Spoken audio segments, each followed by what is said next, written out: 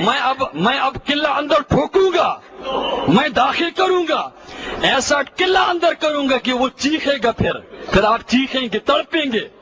अभी तो मैंने आधा किला अंदर किया है, मैंने पूरा किला अंदर करना है, और फिर आप तड़पेंगे, तड़प रहे हैं। अस्सलामुअलैकुम। वहाबी बुतों वाली आयात औलिया पर फिट करते हैं और अपने मतलब का तर्जमा और तशरीह करते हैं। वहाबियों पर ये इल्ज़ाम लगाया जाता है। आप सबसे पहले ये वीडियो देख लें। तुम अल्लाह के अलावा पुकारते हो, वो बाबा शहबाज हो, अजमेर का हो, अजमेर का हो। सुनो, ये एक मक्खी को भी पैदा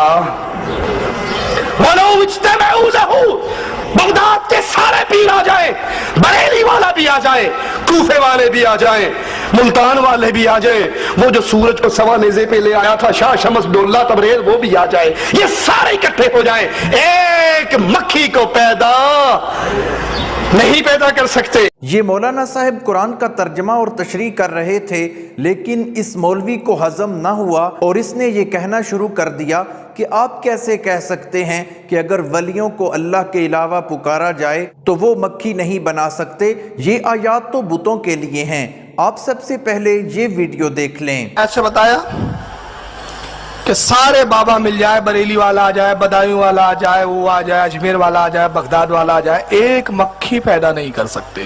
कुरान ने कहा, ये कुरान में कहा है कि गौसे आजम नहीं पैदा कर सकते, गरीब नवाजी, बाबाओं पे उसने फिट कर दिया। कुरान पाक की 17वें पारा सूरह हज आयत 73 है ये, कि तमाम औलिया जमा हो जाए तो एक मक्खी भी पैदा नहीं कर सकते। अभी मैं दलील बाद में दूंगा, पहले एक ज़बानी चीज सुन ले। ये आयत बुतों के बारे में नाजिल हुई है, औलिया के बारे में नहीं।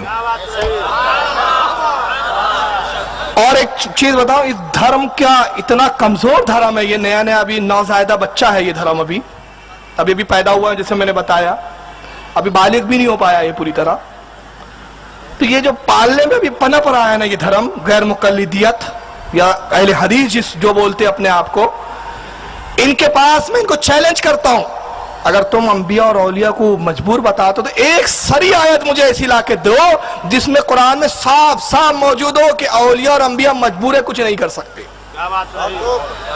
ऐसी कुरान में एक आयत नहीं। तो कौन सी आयत लाते? बुतों पर जो नाजिल हुआ औलिया पर फिट करते हैं, वह अंबिया पर फिट करते हैं।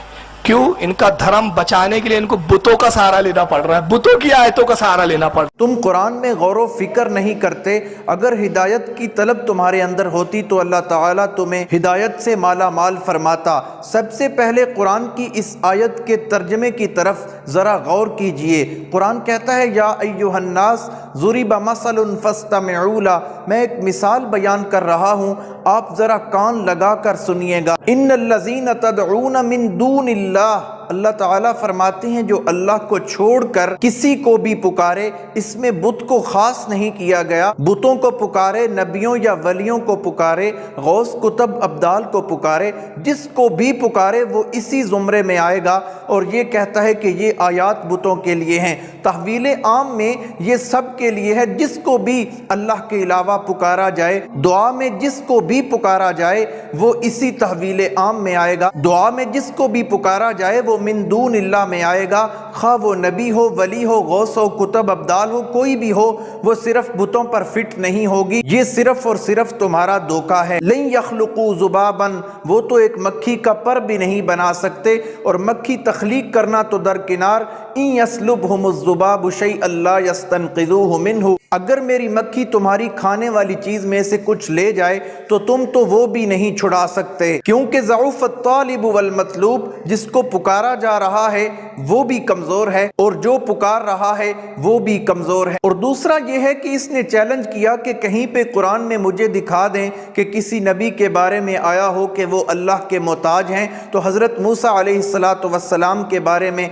आया है, रब्बी इन्नी लिमा अंज़लता इलैया मिन खैरिन फ़कीर, कि अल्लाह मुझसे बड़ा कोई फ़कीर नहीं है। या अय्युहन्नास अंतुमुल फ़ुक़रा, अल्लाह ताला फरमाते हैं ए लोगों में सब आते हैं, अंतुमुल फ़ुक़रा, तुम मेरे मोहताज हो। और अल्लाह ताला क्या है? वल्लाहु हुवल गनियुल हमीद, اللہ تعالی غنی ہے۔ دوستو یہ جاہل ترین مولوی ہے، اپنی جہالت پھیلا رہا ہے، اب اس کی یہ ویڈیو دیکھ لیں۔ جو مکھی نہیں پیدا کر سکتے وہ کون ہے؟ بت۔ جو سامنے کی چیز سے اگر مکھی کچھ لے جائے چھین نہیں سکتے وہ کون ہے؟ بت۔ مگر اللہ کے انبیاء کو اختیار کیا ہے؟ پارہ نمبر 3 سورہ آل عمران آیت 150 اللہ حضرت عیسیٰ کا جملہ بیان کرتا ہے۔ عیسیٰ کہتے ہیں، عیسیٰ کا قول بیان کیا جا رہا ہے، انی اخلق لکم من الطین کہیئۃ الطیر فانفخ فیہ فیکون طیرا باذن اللہ۔ حضرت عیسیٰ کہتے حواریوں سے، اے میرے حواریوں، میں تمہارے لیے پرندہ ایک مٹی کا بناتا ہوں۔ بت مکھی پیدا نہیں کر سکتے۔ یخلقو ذبابا، یہاں بھی خلق آیا عربی میں، اور حضرت عیسیٰ کے لیے بھی یہاں کیا آ رہا ہے؟ انی اخلقو، میں پیدا کرتا ہوں، میں پیدا کرتا ہوں کیا؟ تمہارے لیے مٹی کا ایک پرندہ بناتا ہوں، فانفقو، پھر اس میں فانفقو فیہ، میں اس میں پھونکتا ہوں روح، لفظی ترجمہ ہو رہا ہے، میں روح پھونکتا ہوں، فَيَقُونُ، پس وہ ہو جاتا ہے، ہو جاتی ہے، طائرم، زندہ پرندہ اڑتا ہوا، بے اذن اللہ، اللہ کے حکم سے۔ بت مکھی نہیں پیدا کر سکتے، میں چڑیوں میں بے جانوں میں پھونک ماروں تو ان کو ہوا میں اڑاتا نظر آؤں۔ اب دیکھ لیں یہ شخص کس طرح لوگوں کو گمراہ کر رہا ہے کہ حضرت عیسیٰ نے پرندہ بنایا اور اس میں روح پھونکی۔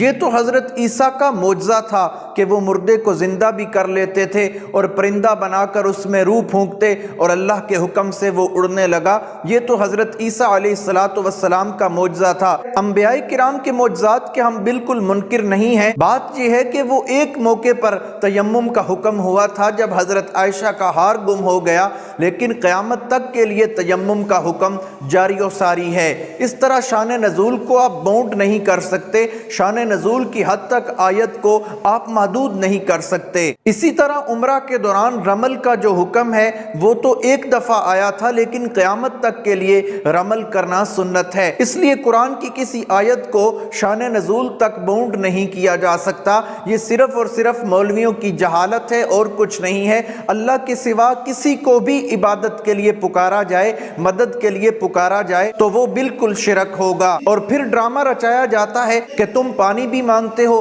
وہ بھی شرک ہوا۔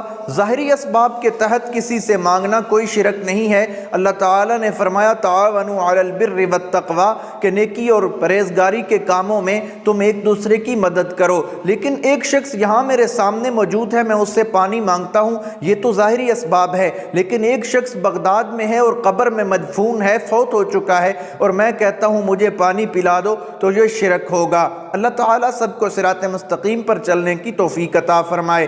ملتے ہیں ایک نئی ویڈیو کے ساتھ، تب تک کے لیے اللہ حافظ۔